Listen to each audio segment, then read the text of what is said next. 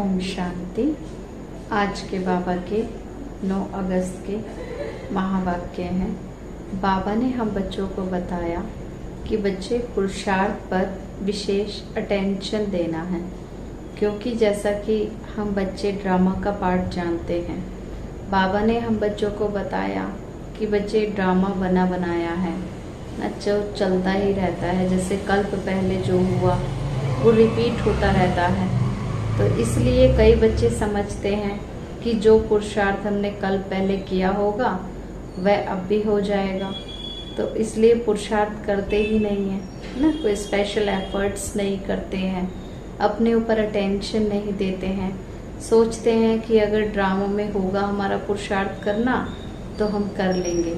लेकिन बाबा कहते हैं कि बच्चे ड्रामा में तो जो भी है वह चल ही रहा है, लेकिन हम बच्चों को स्पेशल अटेंशन दे करके अपने पुरुषार्थ पर विशेष ध्यान देना है, क्योंकि ड्रामा को सोच करके बैठ नहीं जाना है। जब तक लक्ष्य नहीं रखेंगे तब तक कोई गुणों की धारणा होगी ही नहीं।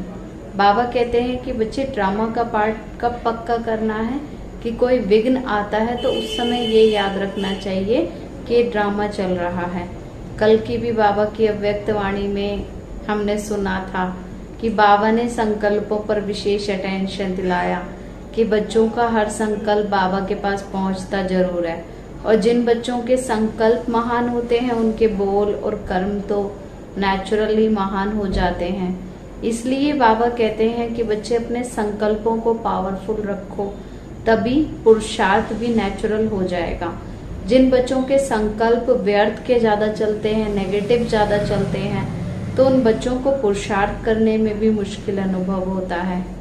तो आज के बाबा के 9 तारीख के महावाक्य सुनते हैं। बाबा ने कहा, मीठे बच्चे, बाप और दादा की भी वंडरफुल कहानी है।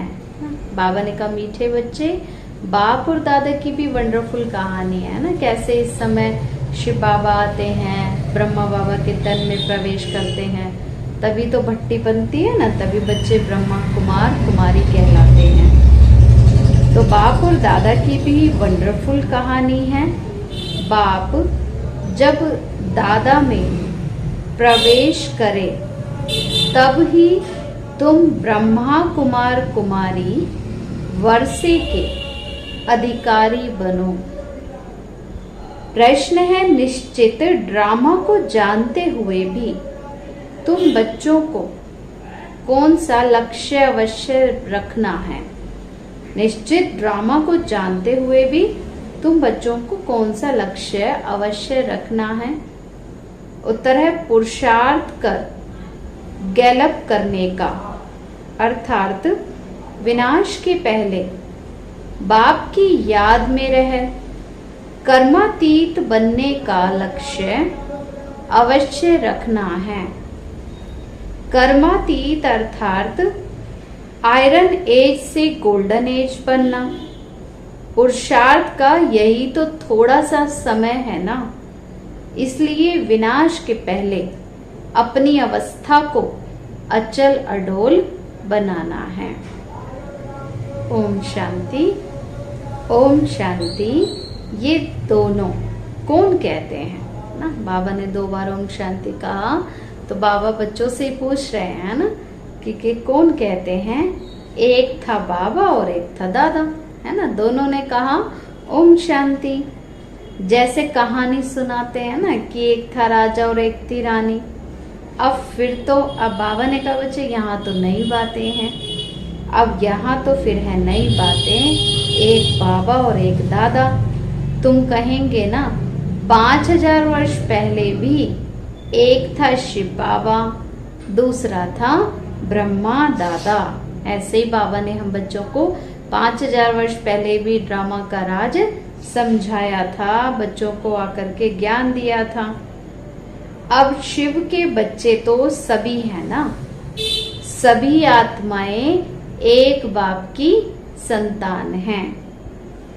वह तो है ही हैं।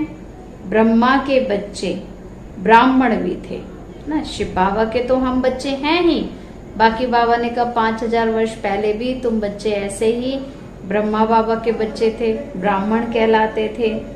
प्रजापिता ब्रह्मा की संतान ब्रह्मा कुमार कुमारियां थे, है ना। बाबा बच्चों को अनुभव करा रहे हैं कि बच्चे तुम बच्चे 5000 वर्ष पहले कैसे पाठ बजा रहे थे, है ना। वो स्मृतियां बाबा बच्चों को दिला रहे हैं। तो उनको कौन पढ़ाते थे 5000 वर्ष पहले, जब हम बच्चे बीके कहलाते थे, ब्रह्मा कुमार कुमारी कहलाते थे, तो उनको कौन पढ़ाते थे? शिव बाबा पढ़ाते थे।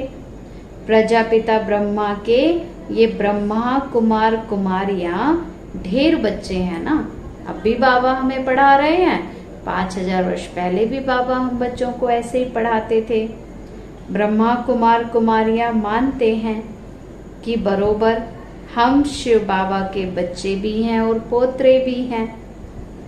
बच्चे तो हैं ही, अब पोत्रे बने हैं ब्रह्मा के द्वारा दादे से वर्षा लेने। तो अभी तुमको दादे से वर्षा मिलता है, क्योंकि शिव बाबा इस समय हम बच्चों को वर्षा दे रहे हैं, लेकिन किसके द्वारा दे रहे हैं? ब्रह्मा पिता के द्वारा दे रहे हैं ना। परंतु ब्रह्मा कुमार कुमारियां होने के कारण हमको दादा कहते हैं, है ना। हम सब हैं तो शिव बाबा के बच्चे, लेकिन ब्रह्मा कुमार कुमारियां कहलाने के कारण शिव बाबा दादा कहलाते हैं।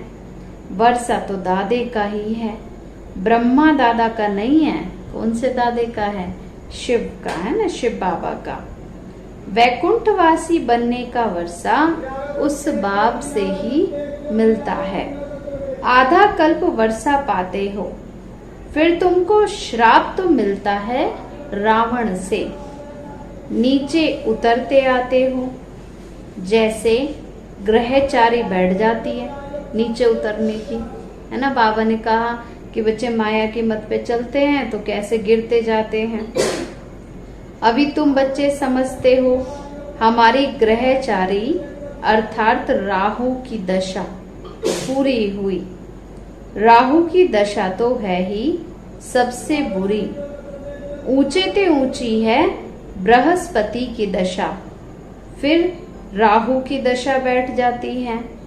तो 5 विकारों के कारण हम काले हो गए। जब राहु की दशा बैठ जाती तो आत्मा बिल्कुल मैली हो जाती।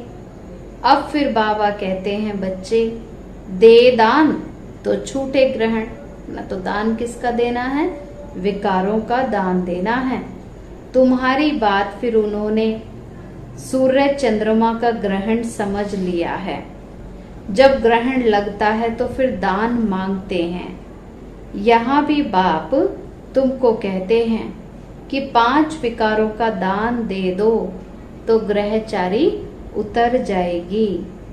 इन विकारों से ही तो तुम पाप आत्मा बने हो ना। मुख्य है ही देह का अभिमान। पहले तो ऐसे सतो प्रधान थे ना, फिर सतो रजो तमो बने हैं, 84 जन्म लिए हैं।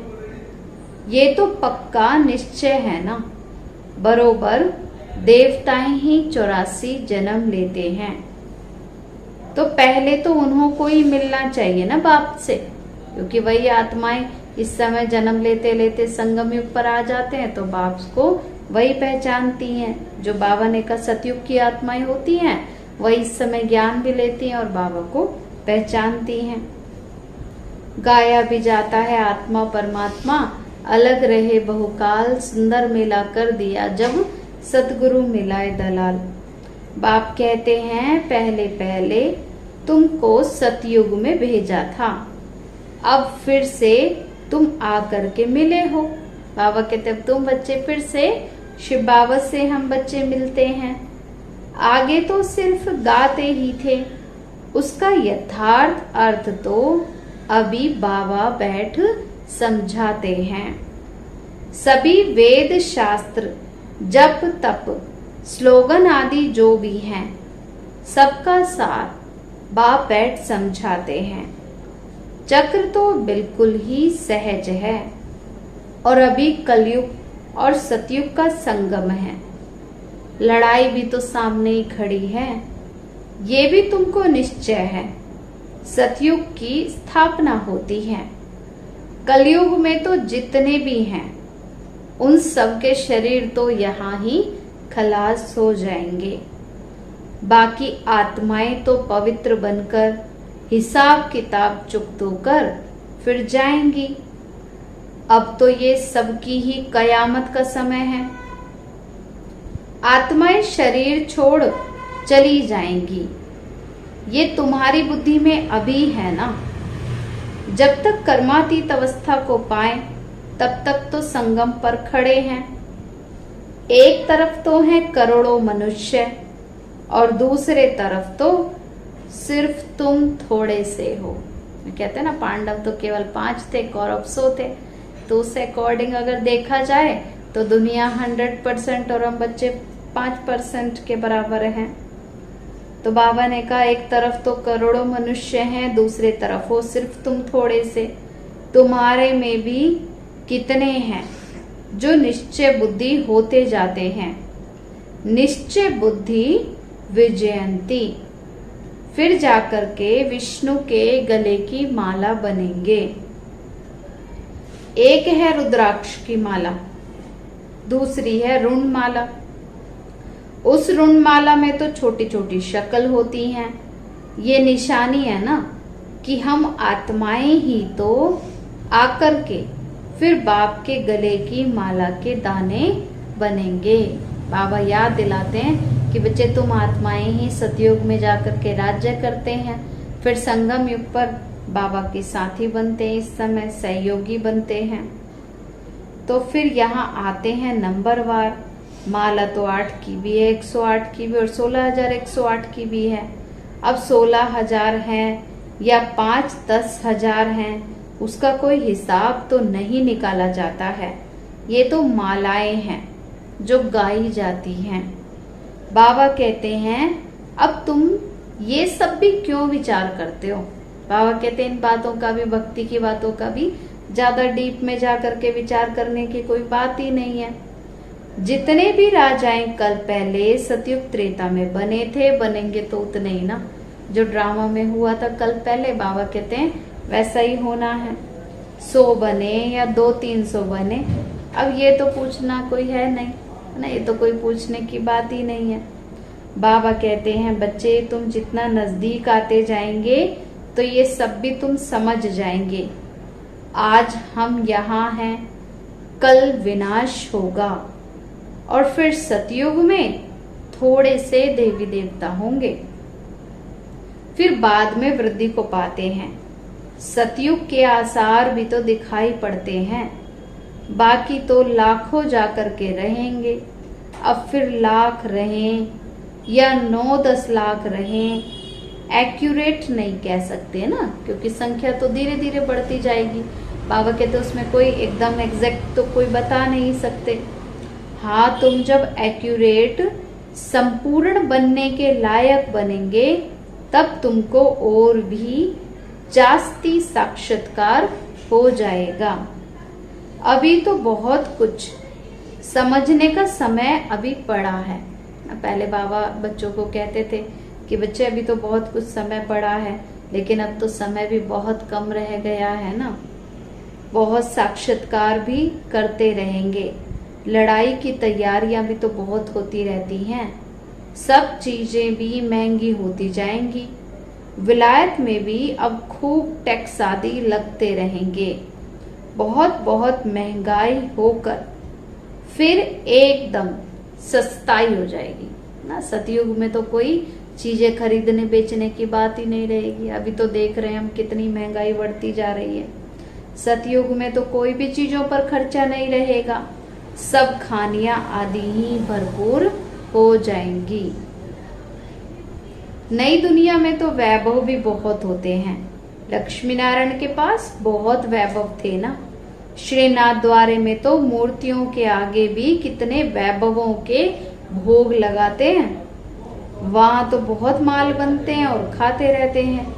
कहेंगे हम देवताओं को भोग चढ़ाते हैं, कहेंगे देवताओं को भोग नहीं लगाएंगे तो वह नाराज हो जाएंगे। अब इसमें नाराज होने की तो बात ही नहीं है। बाबा कहते देवी देवता माना ही समझदार आत्माएं, वे भला फिर क्यों नाराज होंगे। जानते हो अब ड्रामा अनुसार ये विनाश भी होना ही है। कलयुग से बदल करके अब क्या होगा, सतयुग आएगा। हम ड्रामा को समझते हैं ना कि ड्रामा अनुसार अब तो नया चक्र शुरू होना है। तुम भी ड्रामा के वश हो। ड्रामा अनुसार बाप भी आया हुआ है। ड्रामा में तो 1 मिनट भी नीचे ऊपर नहीं हो सकता। जो सीन जैसे हुई कल पहले वैसे ही हुबहू रिपीट होगी। बाबा कहते 1 मिनट भी ऊपर नीचे नहीं हो सकता। बाबा ने कहा कि बच्चे ये तो ड्रामा का चक्र है जो चलता ही रहता है। जैसे बाबा आया तुमने देखा ना, कल्प बाद भी हुबहू ऐसे होगा। शास्त्रों में तो कल्प की आयु लंबी लिख दी है। अभी तुम बच्चों की बुद्धि में है बरोबर, अब तो विनाश भी सामने ही खड़ा है। अब तुम गैलप कर रहे हो ना। जानते हो बाप को याद कर हमको कर्मातीत अवस्था को जरूर पाना है। आयरन एज से गोल्डन एज बनना है। तो अभी अगर पुरुषार्थ ही नहीं करेंगे तो पद भ्रष्ट हो जाएगा। तो बाबा कहते हे आत्माएं, अभी तुम पतित बन गई हो, ये भी जानते हो। बहुत किस्म के आएंगे जो और धर्मों में भी बदली हो गए हैं, वह भी निकल करके आते रहेंगे ना। बाबा के सभी बच्चे लास्ट में तो आएंगे जरूर, आकर के अपना पुरुषार्थ करते रहेंगे बाप से वर्षा पाने लिए। ब्राह्मण धर्म में आकर के फिर देवता धर्म में आएंगे। ब्राह्मण धर्म में ही अगर नहीं आते तो देवता धर्म में भी नहीं कैसे आएंगे। ब्राह्मण दिन प्रतिदिन वृद्धि को पाते रहेंगे। हाँ, बाबा ने कहा आगे आगे बाबा के बच्चे तो बढ़ते रहेंगे। हम देख ही रहे हैं ना कैसे बढ़ते ही जा रहे हैं बच्चे तो, और बढ़ते ही रहेंगे। देखेंगे कि विनाश सामने आ गया है तो कहेंगे ये तो ठीक है। तो फिर कहते हैं कि हम माना ज्ञान में चलेंगे, तो फिर समझेंगे ना कि ये तो ठीक कहते थे, और फिर वृद्धि होती जाएगी। ब्राह्मणों का झाड़ वृद्धि को पाकर फुल हो जाएगा। फिर वापस जाएंगे, फिर रिटर्न जर्नी शुरू हो जाएगी ना। हम बच्चे अपने घर वापस जाएंगे, देवताओं का झाड़ बढ़ेगा। तो तुम अभी संगम पर राजयोग सीख रहे हो। इस संगम को ही कल्याणकारी युग कहा जाता है। संगम का गायन है, गंगा सागर का मेला दिखाते हैं, है ना। गंगा सागर का मेला माना इस समय सभी बच्चे ज्ञान की गंगाएं हैं और शिव बाबा ज्ञान का सागर है। और वह तो सब है भक्ति मार्ग, और ये है ज्ञान का सागर, और ज्ञान सागर से निकली हुई ज्ञान की गंगाएं। ज्ञान के सागर से पतित पावन अक्षर लगता है, क्योंकि शिव बाबा आकर इस समय हमें पतित से पावन बनाते हैं। वह तो समझ लेते हैं कि पतित पावनी गंगा है, और फिर गंगा में स्नान करते ही आते हैं। अब ये नदियां तो सतयुग से ही चलती आई हैं। आजकल तो नदियां भी कहाँ कहाँ डुबो देती हैं। प्रकृति भी तमो प्रधान, सागर भी तमो प्रधान हो पड़ा है, समुद्र भी तमो प्रधान हो गया है। अचानक समुद्र में सुनामी आ जाती है, अचानक बाढ़ आ जाती है। सागर तो थोड़ी सी उछल खाएगा तो सब कुछ ही खलास कर देंगे, है ना। अगर समुद्र में उछाल आ जाए तो सब कुछ ही खत्म हो जाए। सतयुग में तो सिर्फ हम थोड़े ही भारत में रहते हैं, यमुना के कंठे पर। दिल्ली परिस्तान थी ना, अब फिर से बननी है। सतयुग में थोड़ी ही जीवात्माएं रहती हैं, फिर धीरे धीरे आते जाते हैं। अभी है कलयुग का अंत। कितने तो ढेर मनुष्य हो गए हैं। बेहद का नाटक है ना, जिसको अच्छी रीति समझना है। भल कोई अपने को एक्टर समझते भी हैं, परंतु कल्प तो 5000 वर्ष का है, ये किसी को पता ही नहीं है। अब कहाँ तो 84 जन्म और कहाँ 84 लाख जन्म। अभी तुम बच्चे रोशनी में आ गए हो, तुमको बाप से वर्षा मिलता है। बाबा कहते हैं मन मना भव, बाप को याद करना है। शिव भगवानुवाच है ना, कृष्ण भगवानुवाच थोड़े ज्ञान का सागर है। कृष्ण को ज्ञान का सागर थोड़े ही कहेंगे। भगवान की महिमा में और देवताओं की महिमा में तो बहुत फर्क है। बाप जो नई रचना रचते हैं उनकी तो महिमा है सर्वगुण संपन्न। देवी देवताओं को ही कहते हैं ना सर्वगुण संपन्न, 16 कला संपूर्ण, संपूर्ण निर्विकारी, मर्यादा पुरुषोत्तम, अहिंसा परमो धर्म। तो तुम भी तो अभी ऐसे ही बन रहे हो। बाप की महिमा और इनकी महिमा में तो रात दिन का फर्क है। ये राजयोग है ना, गाया भी जाता है, भगवान राजयोग सिखाते हैं। वह है निराकार, तो जरूर निराकार से साकार में तो आना पड़े राजयोग सिखाने के लिए। भगवान की इतनी महिमा है तो जरूर आना तो पड़े ना। उनका जन्म दिव्य और अलौकिक है, और तो किसी का दिव्य जन्म भी नहीं गाया जाता। ये भी तुम बच्चों को समझाया है। एक होता है लौकिक बाप और दूसरा है पारलौकिक बाप। पारलौकिक बाप कौन है? शिव बाबा, जिसको ये सभी भगवान कहकर याद करते हैं। और तीसरा है अलौकिक बाप, ये फिर वंडरफुल बाप है। कौन? ब्रह्मा बाबा। जब पारलौकिक बाप बच्चों को अडॉप्ट करते हैं तो बीच में ये अलौकिक आ जाता है ना। प्रजापिता ब्रह्मा के कितने ढेर बच्चे हैं। शिव बाबा आकर के तुमको ब्रह्मा के द्वारा अपना बनाते हैं। कितने बीके बनते हैं? लौकिक बाप को तो करके 8-10 बच्चे होंगे ना, पहले तो इतने इतने बच्चे होते थे। अच्छा, शिव बाबा भी है पारलौकिक बाप, उनके भी तो अनेक बच्चे हैं। सभी आत्माएं कहती हैं ना हम सब ब्रदर्स हैं। अब इस संगम पर हमको अलौकिक बाप मिलता है। ये ज्ञान तुमको वहां तो रहेगा नहीं। कहाँ? सतयुग में प्रजापिता ब्रह्मा बाप मिलता ही है तब, जबकि बाप आकर नई सृष्टि रचते हैं। कब? संगम युग पर। तो ये अलौकिक जन्म हुआ ना, अब इसको कोई समझ नहीं सकते हैं। वह है लौकिक, तो वह है पारलौकिक, और ये है संगम युगी अलौकिक बाप। लौकिक बाप तो सतयुग से लेकर के होते ही आए हैं। हर जन्म में लौकिक पिता तो सबको अलग अलग मिलते ही हैं। पारलौकिक बाप को वहां कोई याद नहीं करते, वहां तो होता ही है एक ही बाप। कहाँ? सतयुग में हे भगवान, हे परमात्मा कहकर याद ही नहीं करते। फिर द्वापर में जब भक्ति मार्ग शुरू होता है तो 2 बाप होते हैं, और संगम पर 3 बाप हैं। प्रजापिता ब्रह्मा भी तो अभी तुमको मिलता है, अभी तुम उनके बने हो। जानते हो ना ये अलौकिक बाप है। अभी तुम इन बातों को अच्छी रीति जानते हो और याद करते हो। अपने को आत्मा समझ बाबा को याद करो। सतयुग में तो याद करने की दरकार ही नहीं है। दुख में तो पारलौकिक बाप का सभी सिमरन करते हैं। ये तो बिल्कुल सहज बात है। सतयुग त्रेता में एक बाप होता है ना। इस समय तुम अलौकिक बाप के बच्चे बने हो, जिसके द्वारा तुम वर्षा लेते हो। तुम ब्राह्मण बनते हो, फिर तुम देवता बनते हो। विनाश भी तो तुमको देखना ही है। जो तुम इन आंखों से देखेंगे बॉम्ब छोड़ेंगे। मनुष्य तो मरेंगे ही, है ना। अचानक मनुष्य क्या करते हैं? बॉम्ब छोड़ देते हैं। जापान में भी बॉम्ब छोड़ा, देखा ना कैसे मनुष्य मरे। अब यहाँ लड़ाइयाँ लगती रहती हैं। खुद भी कहते हैं कि हम तंग हो जाते हैं। 10-10 वर्ष तक भी लड़ाइयाँ चलती रहती हैं।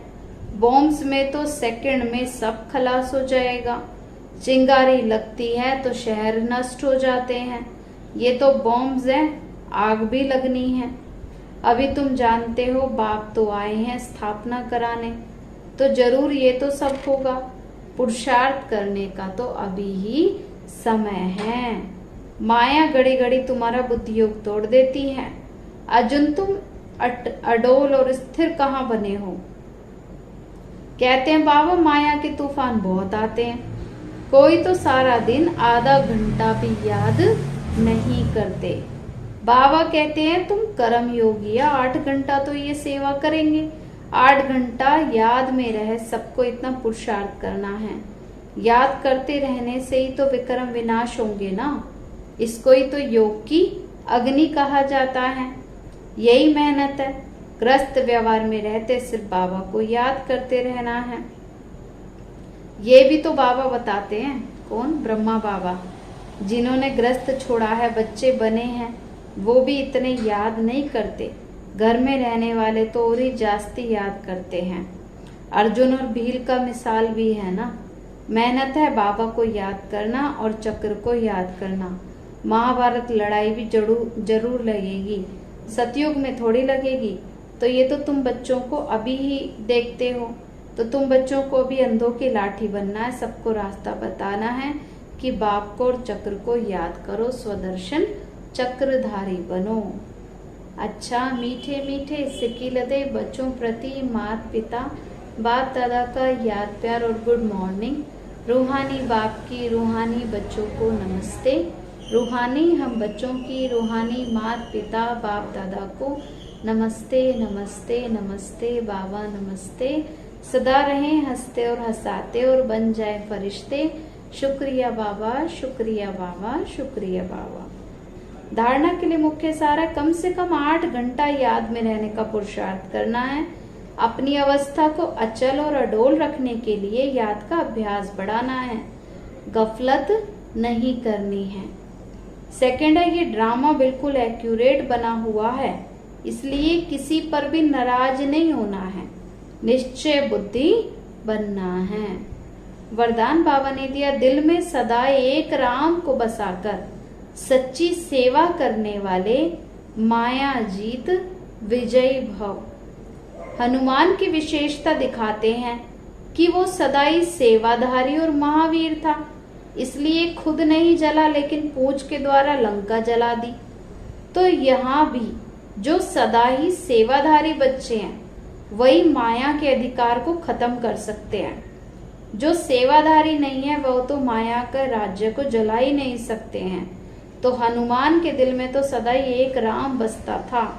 तो बाप के सिवाय आपके दिल में कोई भी ना हो, अपने देह की स्मृति भी ना हो, तभी तो माया जीत और विजयी बनेंगे। स्लोगन बाबा ने दिया, जैसे आत्मा और शरीर कंबाइंड है ना, वैसे आप बाप के साथ कंबाइंड रहो।